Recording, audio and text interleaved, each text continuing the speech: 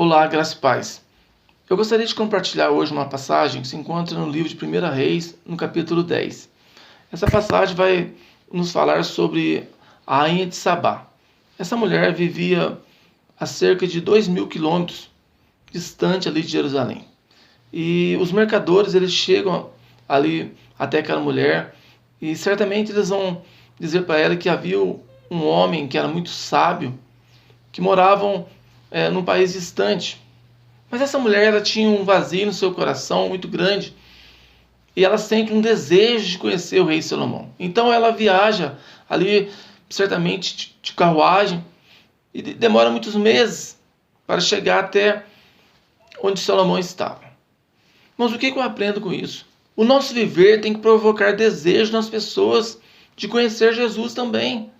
Da mesma forma que essa mulher estava vivendo ali e tinha muitas dúvidas e indagações no seu coração, hoje existem muitas pessoas que vivem no mundo que precisam conhecer Jesus, que também tem indagações e vazio dentro do peito, que somente Jesus pode encher e completar. Então eu queria meditar um pouco. E quando ela chega diante do rei Salomão, e ela começa a observar ali a estrutura do reino e a forma como ele era organizado, a Bíblia vai dizer que ela ficou fora de si. Da mesma forma, os seres humanos, as pessoas que convivem conosco, eles têm que observarem a nossa vida como igreja e sentir desejo de conhecer Jesus. E tem que enxergar que nós somos diferentes. E o que essa mulher enxergou?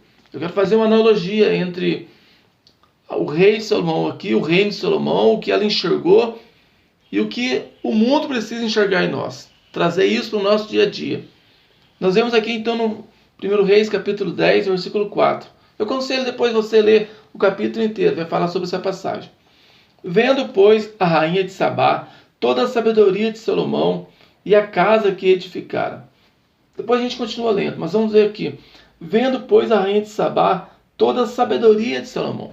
Ela observou que Salomão era um homem muito sábio, observou que essa sabedoria vinha de Deus, era algo diferente.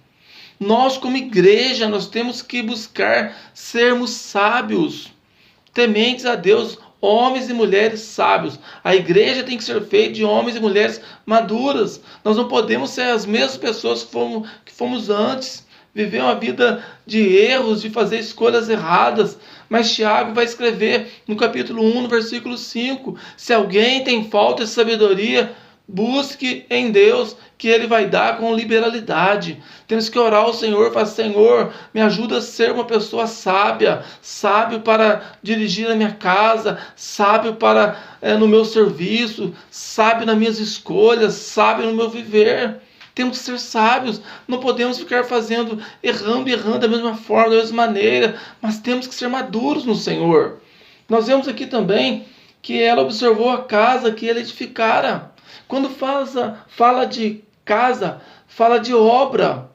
Neemias falou: estou fazendo uma grande obra, e ele estava trabalhando ali na obra do Senhor. E nós também fomos chamados para trabalhar na obra do Senhor, trabalhar na vinha do Senhor, e não podemos trabalhar de qualquer forma ou de qualquer maneira, mas temos que buscar fazer o melhor para o Senhor. O melhor para o Senhor, o melhor para a obra do Senhor, nos consagrar, orar, buscar o Senhor, falar: Senhor, eu quero trabalhar para Ti, eu quero trabalhar na Sua obra, eu quero trabalhar na Tua vinha, Senhor, e eu não quero fazer de qualquer forma ou de qualquer maneira, mas eu quero fazer o melhor para Ti, Senhor, apesar de eu ser tão imperfeito e tão pecador e tão falho, Senhor, mas tem misericórdia de mim, Senhor, me ajuda a estar em pé, Senhor, trabalhando, Senhor, na Tua obra.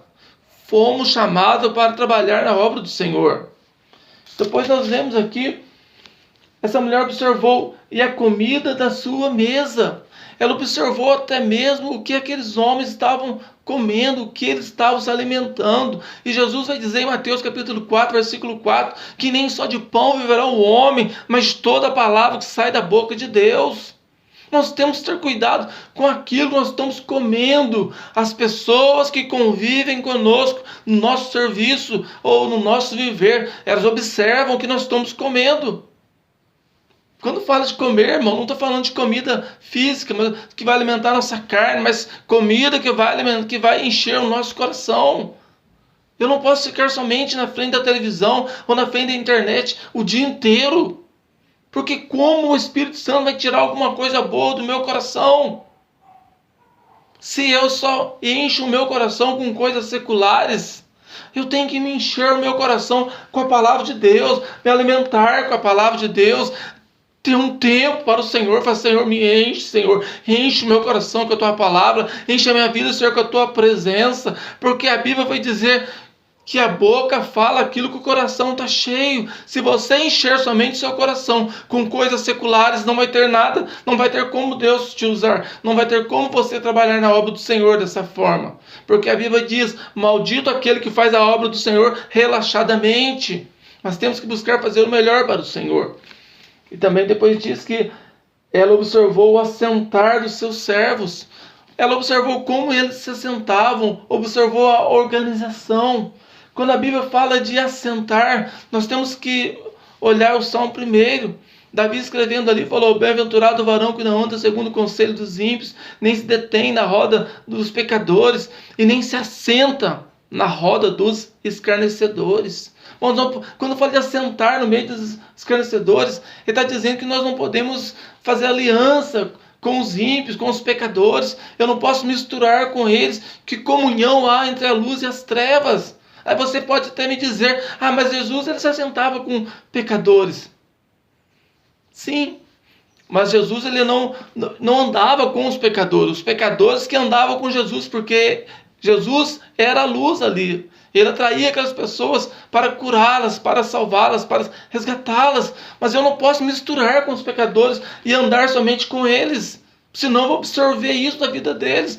Diz a psicologia que nós somos a soma das 5 pessoas que nós convivemos. E se nós convivermos com pessoas adultas e mentirosas e me associar com eles o tempo inteiro, essas coisas irão entrar no meu subconsciente e eu corro risco de ter inclinação para isso. Jesus falou para Pedro, olha, o espírito está pronto, mas a carne é fraca. Então nós não podemos nos assentar com essas pessoas, nos fazer aliança com essas pessoas. E depois ele diz mais, e o estar dos seus criados. Ela observou como era o semblante ali dos criados de Salomão. Ela viu que eram homens e mulheres alegres, felizes, sensatas. E o mundo precisa enxergar isso em nós. Paulo vai escrever ali aos Filipenses. Regozijai-vos no Senhor, no capítulo 4, em diante ali. E ele diz de novo, regozijai-vos no Senhor. Outra vez vos digo, regozijai-vos no Senhor. Regozijar quer dizer saltar de alegria. Por mais que nós temos lutas e passamos por dias maus aqui nessa terra, mas a nossa alegria está em conhecer o Senhor. Nós não podemos perder esse foco. O nosso foco é Jesus. Temos que nos alegrar nele. Tudo nessa vida passa. Mas um dia nós estaremos com Jesus para sempre, reinaremos com Ele. Isso tem que ser o nosso foco. Não podemos viver com a cara amarrada constantemente, viver de mal com o mundo, de mal com todo mundo. Mas se Jesus habita em nós, nós temos que ser transformados pela palavra. Nós temos que falar isso para o Senhor. Senhor, transforma-me, Senhor. Restaura, muda-me, Senhor. Enche-me com o teu amor, com a tua paz, com a tua presença. Ó Deus Todo-Poderoso, me ajuda, Senhor, a estar ligado na videira verdadeira que é Cristo. Produz frutos na minha vida, Senhor. Que haja amor, que haja paz, alegria, Senhor. Gratidão, mansidão. Transforma-me, Senhor. Eu preciso do Senhor. Eu sou dependente de Ti, Jesus. Aleluia, Jesus, glória a Deus. Bendito é o nome do Senhor. A Ele toda a honra, todo o poder e toda a glória. Então, depois nós vemos aqui e as vestes deles. Ela observou como aqueles homens estavam vestidos. Certamente estavam com vestes limpas. Quando a Bíblia fala de veste, irmão, Paulo vai escrever ali, orientando Timóteo, que as mulheres se ataviem, que elas usem vestes decentes. É lógico que isso serve para os homens e para as mulheres. Temos que vestir, usar roupas com santidade, porque nós somos o templo do Senhor. Vestes decentes. Mas a Bíblia não fala só dessas vestes, irmãos. O eu interior tem que estar vestido também. Tem que usar veste decente. Nós temos que... Porque nós olhamos somente a aparência. De nada adianta eu ir para um culto todo alinhado, com vestes limpas, passada certinho, todo perfumado, mas com meu coração corrompido, né? Não libera perdão, cheio de ódio, não conversa com ninguém, cheio de raiz de amargura, uma veste interior toda manchada e toda suja. Não podemos ser assim. Nós temos que falar: Senhor, transforma-me, Senhor, derrama sobre mim teu sangue, purifica meu coração, purifica o meu eu interior. Me ajuda, Senhor, a perdoar as pessoas, Senhor. Me ajuda a enxergar que, assim como as pessoas não são perfeitas, eu também não sou. Eu sou pecador, sou falho, sou carente da tua misericórdia. Temos que enxergar isso. Por isso vai estar escrito em Eclesiastes capítulo 9, versículo 8: em todo tempo seja alva as vossas vestes. Fala das vestes interior, fala das vestes do nosso coração. Sejam alvas. E depois ela diz mais, ela enxerga mais, e enxergou os seus copeiros.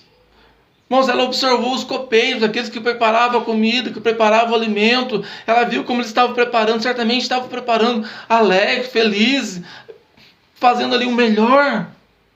Nós, na obra do Senhor, nós temos que fazer o melhor. Não podemos fazer a obra de qualquer forma. Não podemos preparar a palavra de qualquer maneira. Eu lembro que uma vez eu conversei com um amigo meu, um pastor, e ele falou para mim assim: quando eu vou pregar na nossa igreja aqui, eu abro a Bíblia e prego.